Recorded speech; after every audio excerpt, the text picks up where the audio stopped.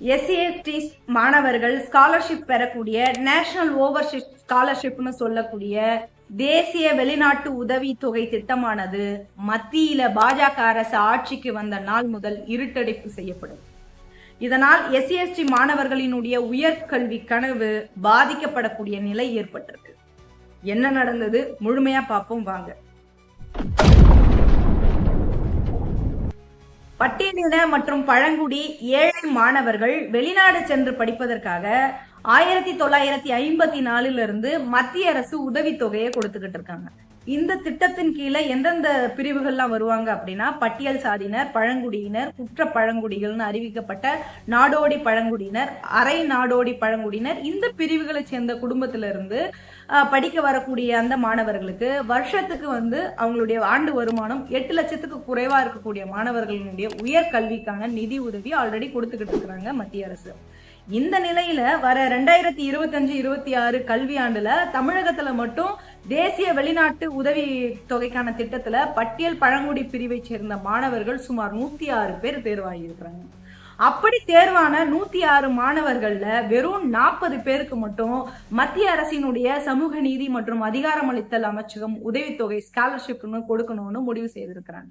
அதாவது 106 பேர் தேர்வான நிலையில வெறும் 40 பேருக்கு மட்டும் இவங்க ஸ்காலர்ஷிப்பை சாங்ஷன் பண்ணிருக்காங்க.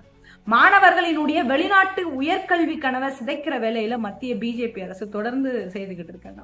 மத்தியில என்னைக்கு பாஜக அரசு பொறுப்பேற்றாங்களோ அன்னையில இருந்தே இந்த திட்டத்தை சீர்குலைக்கணும். ஏன்னா இவெல்லாம் வெளிநாட்டுக்கு போய் படிக்க கூடாதுங்கிற எண்ணத்துல சீர்குலைக்கணும்னு நினைக்கிறாங்க. திரும்ப குலக்கல்வியை கொண்டு வரணும்னு நினைக்கிறாங்க பிஜேபி அரசு. இப்ப இவங்க வேற என்ன செய்வாங்கன்னு நம்ம நினைக்க முடியும். தமிழகத்துல 106 மாணவர்கள் 40 பேரை தேர்ந்தெடுக்கிறீங்க அப்படின்னா மத்திய அரசு, இதே போல கிறிஸ்தவ, இஸ்லாமிய, புத்த, ஜைன, சீக்கிய, பார்சி இந்த மாணவர்களுக்கு வழங்கப்படக்கூடிய ஆல்ரெடி மௌலானா ஆசாத் தேசிய உதவித்தொகை திட்டத்திலும் இவங்க உதவித்தொகையை கொடுக்காம காலம் தாழ்த்திக்கிட்டு இருக்கிறாங்க. இந்த திட்டத்தின் கீழே மௌலானா ஆசாத் அந்த திட்டத்தின் கீழே சுமார் 1400 மாணவர்களுக்கு மேற்பட்டவங்க முனைவர் பட்டத்துக்கான ஆராய்ச்சி மாணவர்கள் பல மாதங்களா உதவித்தொகை பெற முடியாம தவிச்சுக்கிட்டு இருக்கிறாங்க. அது மட்டும் இல்லாம பட்டியல் மாணவர்களுக்கு கொடுக்க வேண்டிய தேசிய கல்வி உதவித்தொகைக்கான பட்டியலையே வெளியிடாம இருக்கிறாங்க.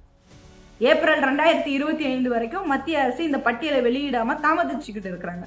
நாடு முழுக்க தேர்வு செய்யப்பட்ட 806 மாணவர்கள்ல 487 மாணவர்களோட பெயரை நீக்கி அநீதி இழைத்திருக்கிறது இந்த மோடி அரசு. மத்திய அரசினுடைய இந்த போக்கு பட்டியல் பழங்குடியின மாணவர்களினுடைய உயர்கல்விக்கு எதிராக செயல்படக்கூடிய ஒரு சதி செயலா தான் நம்ம பார்க்க வேண்டியது. மத்திய அரசு பட்டியல் பழங்குடி மாணவர்களினுடைய வாழ்க்கையில விளையாடுறாங்க அப்படிங்கிறத நம்ம புரிஞ்சுக்க முடியாது. மத்திய அரசு செய்யக்கூடிய மக்கள் விரோத போக்கை கண்டிக்க வேண்டிய திராவிட மாடல் அரசு கண்டிக்காம இருக்கிறாங்க.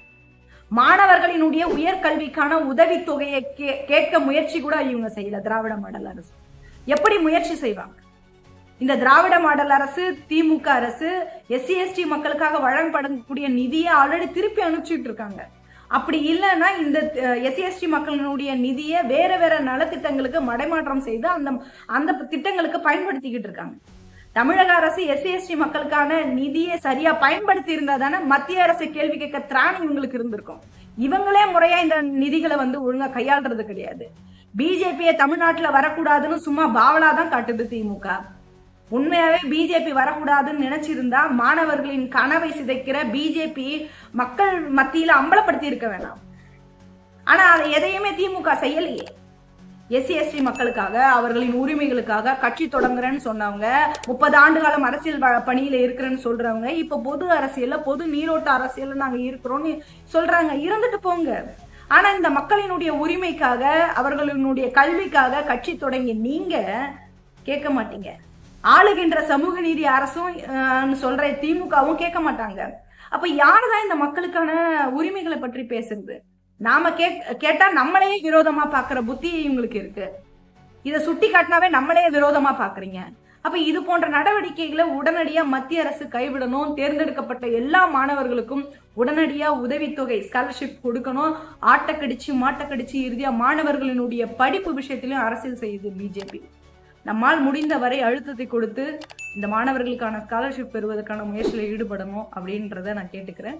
பொறுத்திருந்து பார்ப்போம் என்ன நடக்குது. நன்றி.